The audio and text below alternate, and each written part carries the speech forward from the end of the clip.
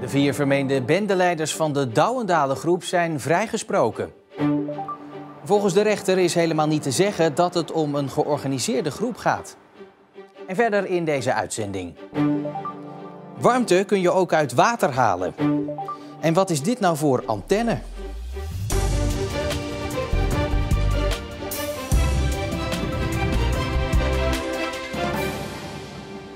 Goedenavond. Volgens het Openbaar Ministerie hielden ze zich bezig met het plegen van overvallen, winkeldiefstal, inbraken, het dealen van drugs en bedreigingen. De Douwendalengroep. Maar de rechter maakte vandaag gehakt van het bewijs.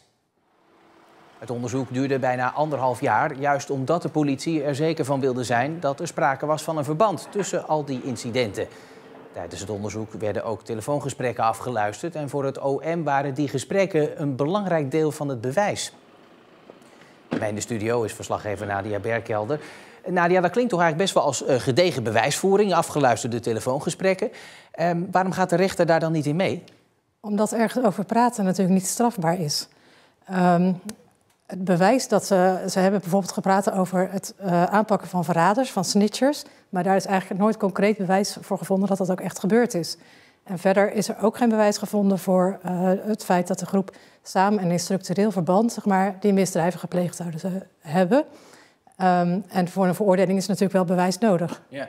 Nou is het wel zo dat het Openbaar Ministerie bij de inhoudelijke behandeling eerder zei, die straffen zijn voor ons ook eigenlijk misschien niet het belangrijkste. We willen vooral die Douwendalengroep eigenlijk uit elkaar spelen. Ja, is dat dan wel gelukt? Ja, min of meer.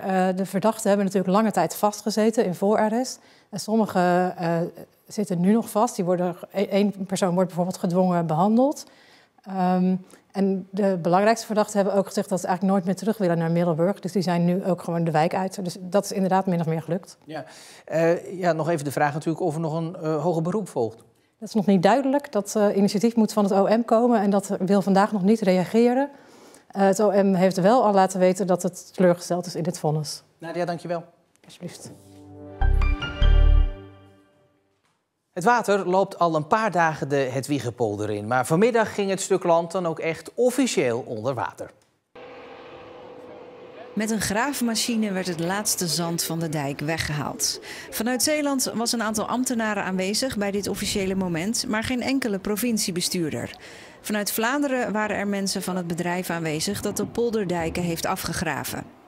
Meer dan 17 jaar is gesproken over het onder water zetten van de polder. Dat is bedoeld als herstel van natuur die verloren is gegaan door onder meer de verdieping van de Westerschelde.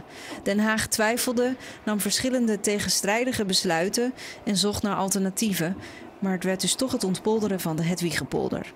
En hoewel er nog steeds een paar rechtszaken lopen, staat de polder nu dus onder water. Even na middernacht is in Terneuzen iemand gewond geraakt. Het incident vond plaats op de Ouderlandse weg en zou volgens het slachtoffer gaan om een caféruzie die hij wilde sussen. Hij is in zijn gezicht geraakt met een stuk glas. De verdachte is gevlucht, maar de politie zegt wel te weten om wie het gaat. De laatste tijd zie je in Nederland steeds meer projecten ontstaan die onderzoek doen of al gebruik maken van aquathermie, oftewel warmte halen uit water. Zoals in Zierikzee, waar momenteel ook onderzoek wordt gedaan naar de haalbaarheid van deze relatief nieuwe en alternatieve energievorm. Zonnepanelen, warmtebronnen en windmolens helpen ons op weg naar een klimaatneutrale samenleving. Maar er is nog een alternatief, namelijk aquathermie. Oftewel warmte halen uit water. Maar hoe werkt het? De warmte uit het oppervlaktewater, zoals een rivier, meer of plas, wordt opgeslagen in een diepe bron in de grond. De warmte wordt eruit gehaald als het nodig is. Vervolgens wordt het nog extra opgewarmd met een elektrische warmtepomp tot zo'n 70 à 80 graden Celsius. Het warme water gaat dan via een netwerk van leidingen onder de grond door de wijk naar alle huizen, waar het gebruikt wordt om te douchen en de verwarming van de woning. Het onderzoek is een initiatief van de gemeente Schouwen-Duiveland. Zij zijn namelijk verantwoordelijk voor de overgang naar een aardgasvrije energievoorziening. Maar ook windenergievereniging Zeeuwwind, woningcorporatie Zeeuwland en waterschap Scheldestromen zijn nauw betrokken. Dit heeft een hele hoge potentie om een belangrijke oplossing te worden. Het is nog relatief onbekend. Men denkt vaak het eerste aan windenergie en zonne-energie. Maar we kunnen ook het vele water in Zeeland goed benutten op die manier. En een van de dingen waarmee wij het faciliteren is dat we nu al watertemperaturen aan het meten zijn.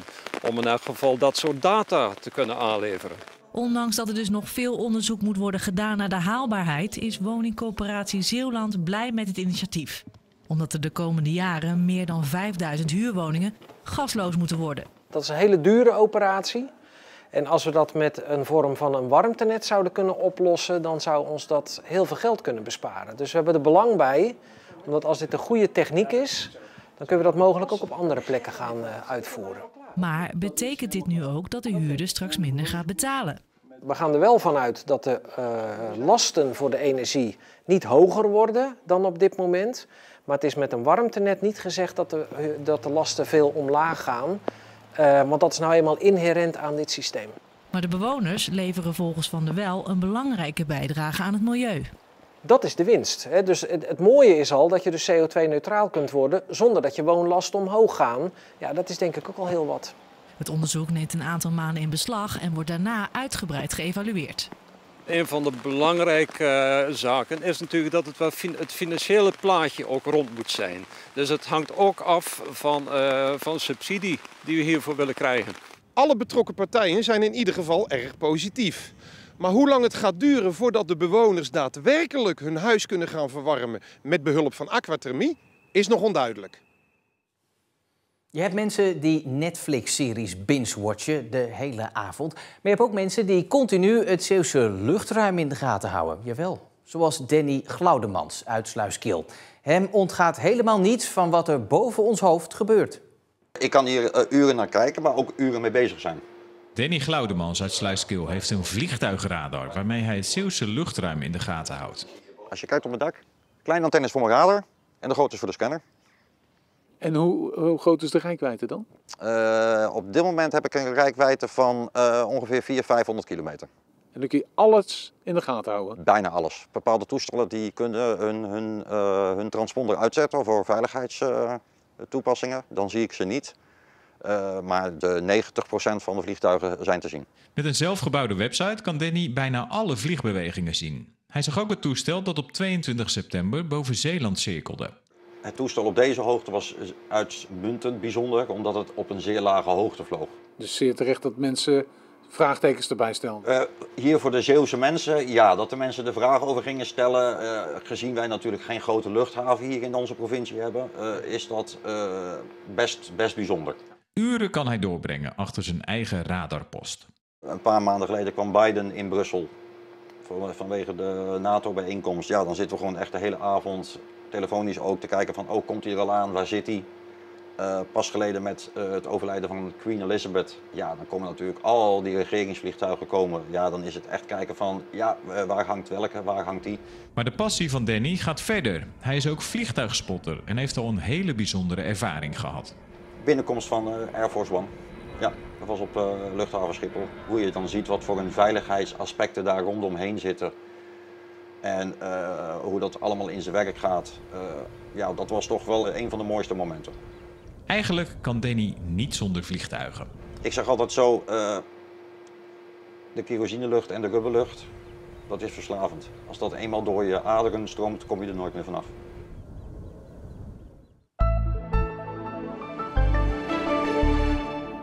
Er was een flinke periode met veel bewolking en lokaal viel er ook een kortdurende bui. Maar toch, de zon kwam nog even door en uiteindelijk werd het toch weer 20 graden.